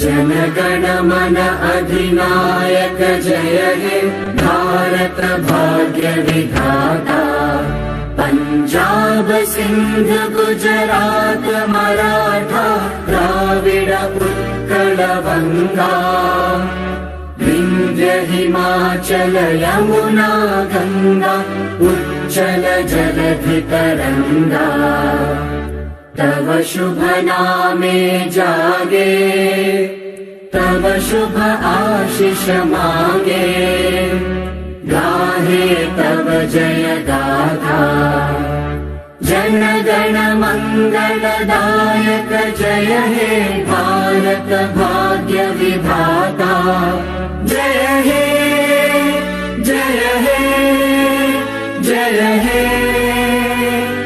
जय जय जय जय हे Stories of triumph over the challenges. This program will be carried on the Facebook at 5:30 p.m. I am sharing the link of the program in the chat box. You have to join it on the same link. Don't forget to comment down the greetings from Bharat Scout and Guide.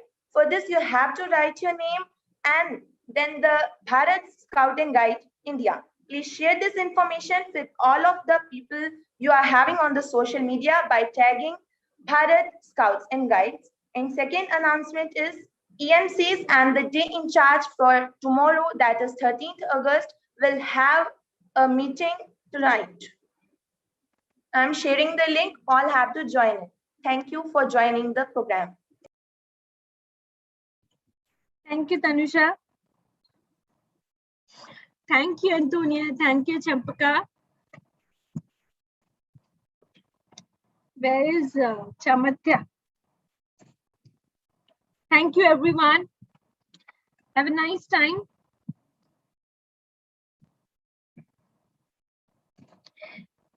Shreya from Western Region, Gujarat. Yeah, ma'am. Shreya, I have sent Manish sir one request for Asia Pacific Fund Development Network. So just check it out. If you are interested, then I'll nominate your name. Okay, ma'am. I'll check it out and let you know.